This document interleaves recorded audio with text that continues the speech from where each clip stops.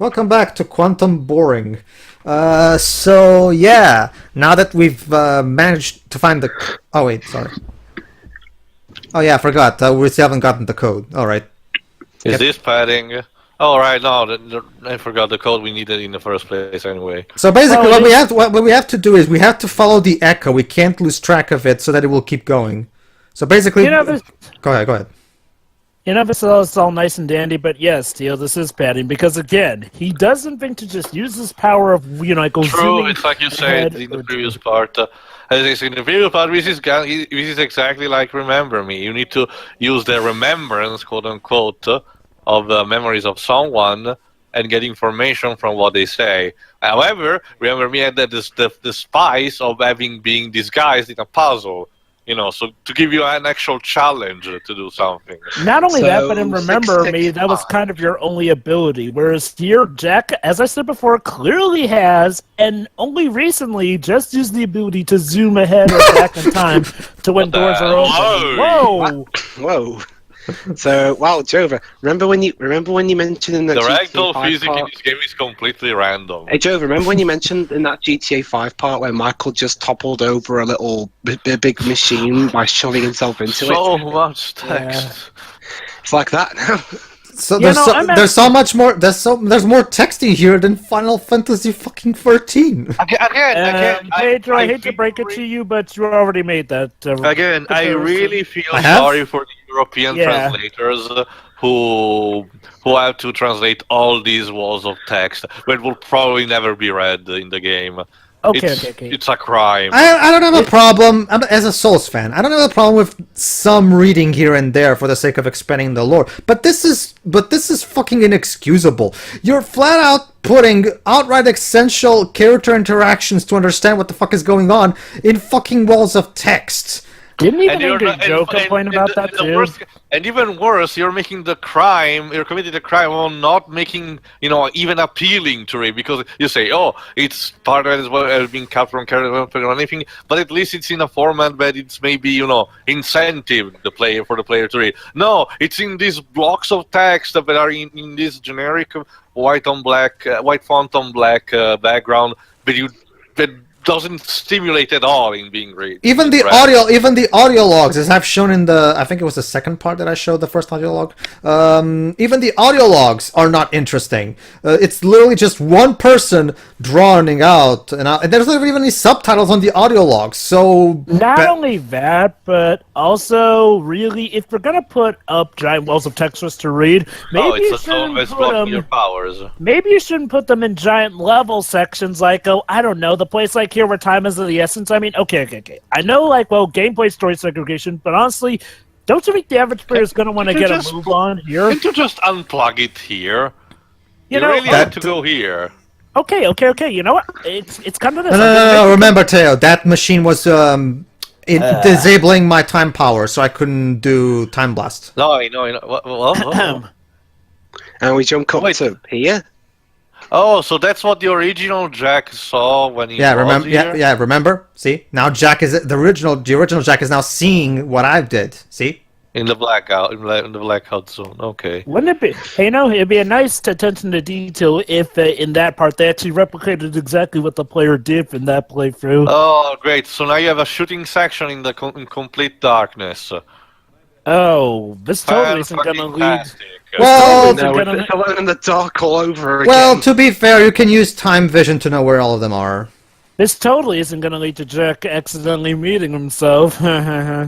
Anyway, actually, surprisingly, Jova, they don't do that. Surprisingly. Well, Jova, if it would have happened, we're treating as if these events actually happened regularly before. So that would mean that if Jack met himself, we should have met him at the beginning of the game. Yeah. But remember, Teo, time is actually falling apart at this point, even though we didn't see it fall apart the first time we were here. Holy what's shit, to say they aren't going to throw in the excuse that, time's broken, LOL.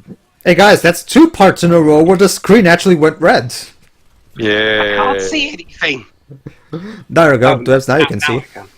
There you go. But But yeah, going back to the text thing, you know what? It's official. Pokemon has evolved to the point where they did the whole text here and here better. I'm specifically talking about Sun and Moon. Basically, without spoiling, let's just say there's a few parts that have a lot of text-heavy stuff in the background. But difference is that not only is that stuff extra knowledge that you can look up if you want to, it's also a nice addition to the world, but furthermore, that stuff is actually presented to you in a time where, yes, you would want to stick around and wait. Whereas here, though, they're giving you big loads of text even during these action-heavy scenes, which kind of doesn't work well with the pacing. I mean, okay, maybe if they were audio logs, then that could work, but no, they're just bouts of text. See, another thing that since Pedro mentioned before, another thing is that one of the narratives that you get in the Dark Souls games is provided in the description. However, From Software knew how to keep stuff short and simple, because the item description are relatively short and simple. Yes, they don't explain everything, they leave a lot of stuff in ambiguity and for you to figure out, but they don't treat the player like a moron, and still they give enough information for you to put the pieces back together without walls of text. Oh my god, I just realized it, guys. Okay. Big walls of text, all in the background, something that you wouldn't expect a player to read. These are audio log scripts. I mean, seriously. Scripts these longs are stuff that you say for audio logs, something that the player can listen to while still moving about. That's the thing, Joe. Audio logs are the easiest thing to do in a video game, because you literally just have the voice actor in just recording the line and somehow acting a bit in order to make the line believable. Without actually having to, see the expressions of the characters in a cutscene, for example. So apparently the makers of this game thought, hey guys, you know how a lot of games do that old audio log stuff? The only excuse that I can see Remedy and Microsoft not using, these as audio logs instead of relegating to text is that they couldn't afford to pay enough the voice actor, especially since a lot of them were, apparently famous actors or something. But that will be a very stupid excuse. So I'm guessing that the makers of this game went, hey, you know how most people do audio logs which flow well with the game? Well, guys, let's try to be bold, unique, and instead have giant balls of text that are the equivalent audio logs, only now the player has to stop and read them. And this of course, is totally a good idea. You cannot actually, climb that fence. But you can climb... But you can climb this!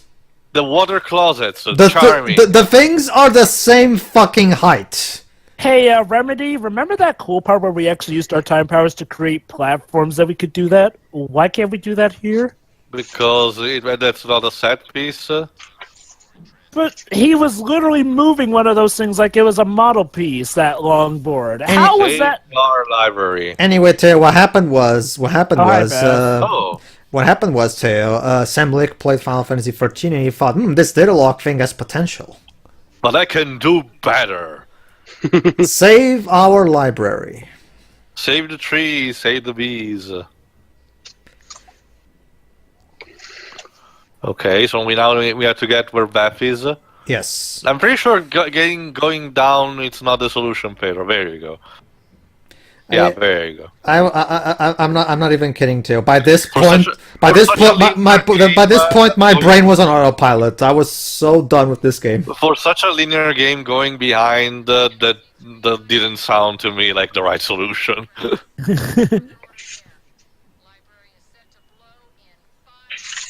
Wait, we're gonna blow up the place? Oh, remember, Teo, that's what Paul did at the beginning of the game to kill Will. No, he killed Will, but I forgot him bombing the library. No, he did. He did. I forgot. Shot Will. No. Well, no. What he did was he ordered the library to be blown up, and the pieces fell on top of Will. Oh, right. I forgot. Why is it that stuff from this game is so hard to remember? Because it's not memorable. There's no character. There's no. There's no person. Maybe it would be memorable if the characters had fucking personalities. Well, it's not just the characters. It's like leaving the actions done in this game. I should be able to remember, but no, they're just so unmemorable, either because this game is trying to confuse us purposely with its old time travel drama to try and make it seem like it's serious. Then there's also the fact that there was all those TV episodes which you have to take into account because, let's be honest, those do not mesh well with the game a lot. And Yeah, it's just like, well, it feels like I should care, but it's so hard for me to care that, yeah, I forget. I gotta love how apparently on easy mode, I have to wait until the very last act of the game to actually Get some challenge. Yeah. Seriously, even a Mario game on an easy mode isn't that easy. Well, Jova, you're not comparing two similar genres, you know. Like I said, Again, yeah, Pedro did a better job comparing it to Uncharted. Oh, I compared it to GTA 5 as well, but what I'm saying is like, well... GTA 5 doesn't have difficulty settings, though. True, and it's more open world, so it gives you more options. Yeah, why couldn't Jack do this stuff for others? Okay. Well, there was another comparison I made where I compared it to basically your typical Arkham game. Yeah, even those .exe has encountered an error and needs to close. Sorry for the inconvenience. I'll make this game encounter an error with my face. But seriously, though, the reason I compare this to Mario is because, like, Mario, you know, is known for being simple and all that, yet still having a good sense of glitching.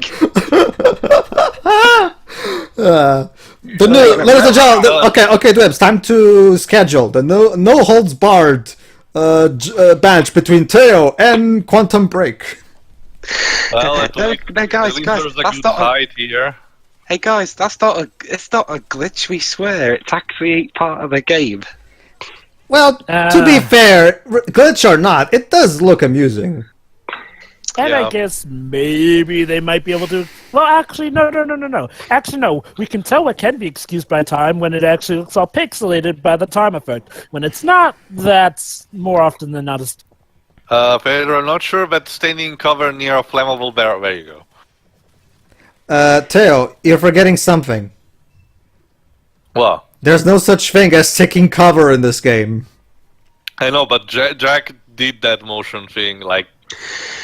I wish in this game you could have it so if an enemy's firing at you, you can freeze time, turn him around, and then have him shoot one of his comrades. That would be a bit too game breaking. Actually, if the action you will probably want to most with a power time like that will be having to have the bullet freezes in front of you and then turning them against who shot. Kind of like Magneto. Yeah. Alright, time to save... Little men and your guns. Alright, time to save Will. Question? Alright. Oh, I wish either Ian McKellen or Michael Fassbender were here right now. No, I don't want considering how the Assassin's Creed movie Considering how the Assassin's Creed movie went to are you sure Michael Fassbender would help all that much? Well, come on, the movie wasn't his fault, was it? Remember, he was a producer. Oh right, I forgot. Shit. Really? He actually helped produce that. Is he a fan of the games or something? Probably. A lot of Assassin's Creed is one of those things that it's very cool in the pop culture panorama. So I can expect a lot of actors which is why we turned the animus into the. That's why we turned the animus into the claw from Toy Story. Yeah, I have to wonder. I mean, like, well, okay, if he was like that much help or in charge of the movie, I can't. There's no way a fan. There we go. Okay, guys, here we go.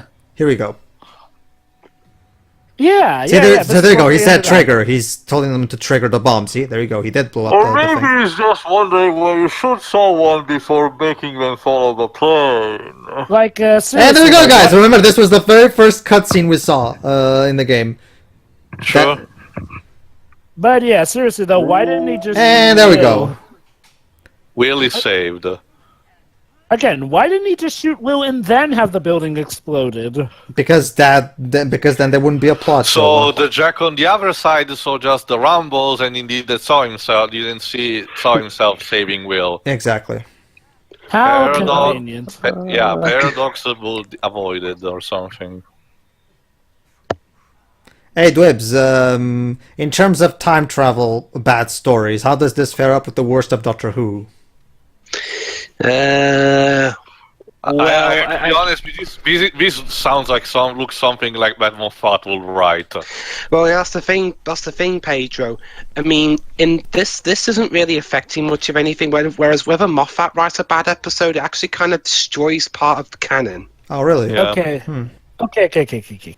Excluding the factor of it affecting canon, in terms of just To be perfectly honest, Pedro and Jova, the time travel mechanics in Doctor Who are actually very minimal when it comes to consequences, because I know. the whole wibbly Hold on, this is important. Basically, the fracture was not fixed in the time where we were.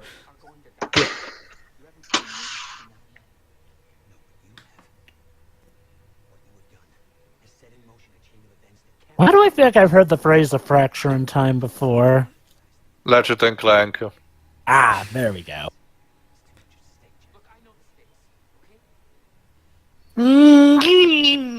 Again, what more do you guys have to lose if time is supposedly going to be wrecked?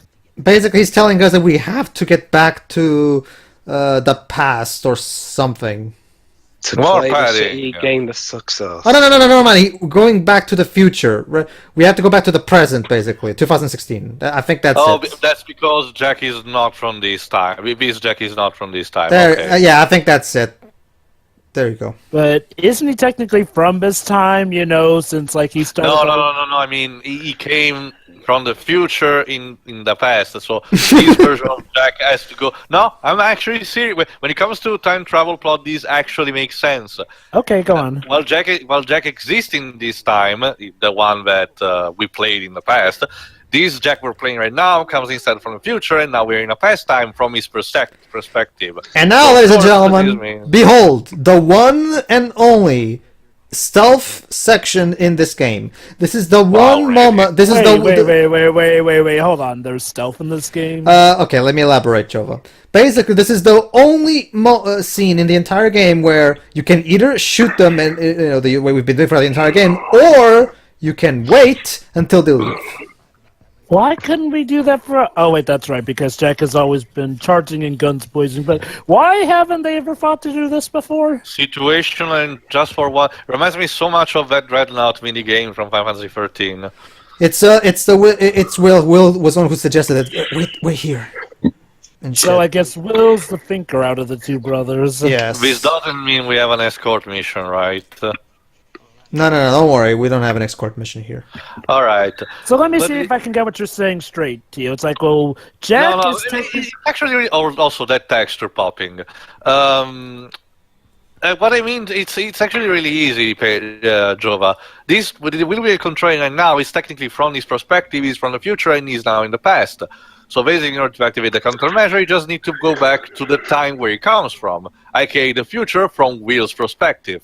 Okay? Oh, I see what you mean. So basically, the future at the point where Paul's about to launch his plan. But then what's the problem, Teo? We're going to bring... Weird, though. I could have sworn that they were literally on the same day. You know what's the problem, right, Teo? We're going to bring past Will into present Jack's present. Of course. So? No, but that's the thing. That's the thing. That contradicts what Will said. That you need to be of your time in order to activate the countermeasure. Yeah. Wait, what? Oh my God, he did say that. This game cannot time travel is bullshit. Wait a minute. Hold on. Maybe he's just gonna tell Jack how to activate it when they're there, and then Jack will activate it for him since he's from his time. Both of them activated. Anyway. Going back to the Doctor Who thing, as I mentioned, I think another time, when it comes to time travel, and as Libs will probably tell you, the whole Wibbly Wobbly Timey-Wimey, thing is because makes so that the timeline gets constantly changed due to the Doctor's going around everywhere in time and space, everywhere, and modify potential events. So you don't have to keep track of... If you actually want to keep track of the changes, like in a traditional time travel story, you will have an headache in like 5 seconds or something. So yeah, I was literally watching an echo of my previous gunfight that I had the first time I went into that room. Those were the days. That's actually an interesting twist. Shame that the rest of the story couldn't be that clever.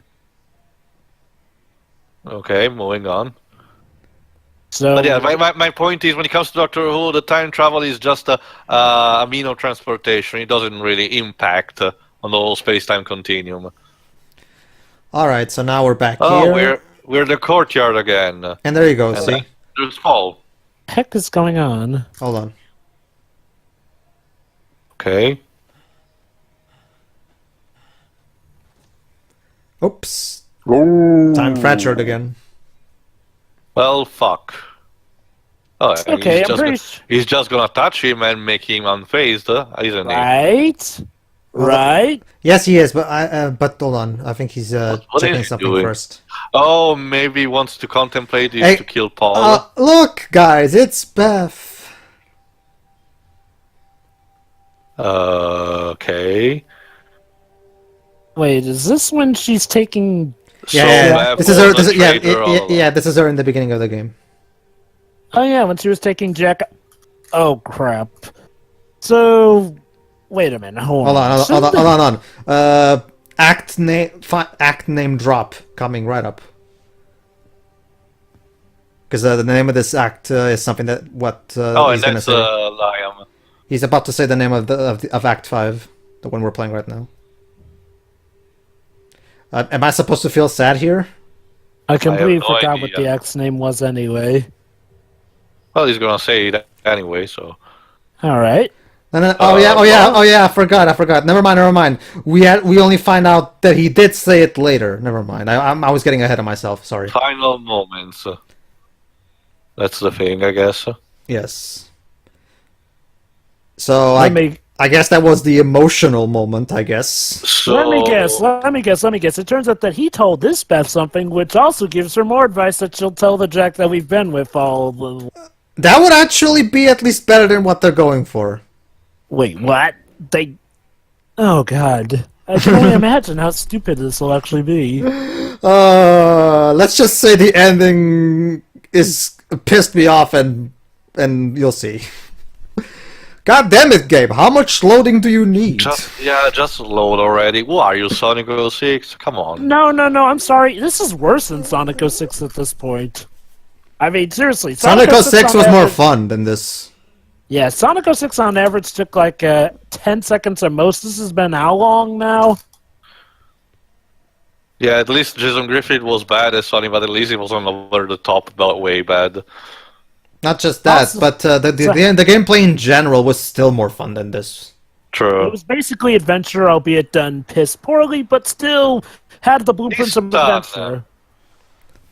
Okay, that's a taxi Also, a cab. Nissan Taxi, that's the first I ever So saw. basically, we could not afford to have them actually, find a place to, get back to the time machine that Will made. So just transition. Oh, never mind. Another loading. Wow, they Okay, loaded that entire that seems cutscene. happening only for this final act. I mean, for the others, the transition between cutscenes and game. The entire game. Okay. Allow me to say. There were loading screens. I remember those. but Allow me to say they this, were guys. more paced well. Allow me to say this, guys. Even though I have the game on the disc, for those who don't have either a PS4 or an Xbox One, the way the PS4 and Xbox One games is that when you put on the disc, what the console does is it installs the entire game to the hard drive for the sake of not having to read from the disc, so that the disc will last more. So everything is being read off the disc, and even the episodes I downloaded, all the 75 gigabytes of them. So everything is on the fucking hard drive. There's nothing else that I can do to make the loadings be better. So this is just purely the game's fault. Come on, open. So they loaded. So let me get this straight. There was a long loading scene for a cutscene, and then another loading scene just for this scene. I mean, cripes. Like a polish. I think it's like from what I've heard, Jova, the PC version doesn't have this problem. The Xbox One version apparently is poorly optimized. I think that's the problem. Huh, weird. It's usually the PC port that has to be poorly optimized so that people have to mod it, but wow. No, that's the sad part. The original PC release of the PC version was actually pretty crap, from what I've heard. But they've patched it up, and it's actually now the definitive version of the game. Okay, but seriously though, for another comparison, when Sonic 06 had long loading scenes, it was really because they loaded up the whole world, and that was it. I mean, yes, there was that one infamous. There you go, Jova, right there on the top left corner. Return to Jack's present time. It's right there. We aren't already there. No. Remember, No, remembered. we have to go back to the to a time machine first. You have to think four-dimensionally. Oh, well, shoot. You know, with how long that loading cutscene was, I almost thought we'd already done that in the span of time. But then again, something happened off screen, so I won't blame. He escaped from Monarch and became what he escaped from. Yeah. Irony. Whatever. What a Wait. twist. So, Will founded Monarch, but Paul escaped from Monarch? No, Jova. Pay attention, Jova. Paul founded Monarch.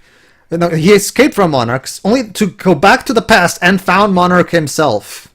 Yeah. He didn't know that it was actually his past version that founded Monarch. It's time travel stupidity. Just don't bother. Yeah, the weird thing was like, well, he just said, I escaped from Monarch. I guess he was just quoting Paul. Look at it, Teo. Isn't it beautiful? Yeah.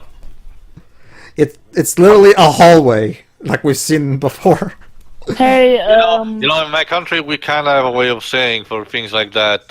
It's so beautiful, like a cat attached to your crotch. Question.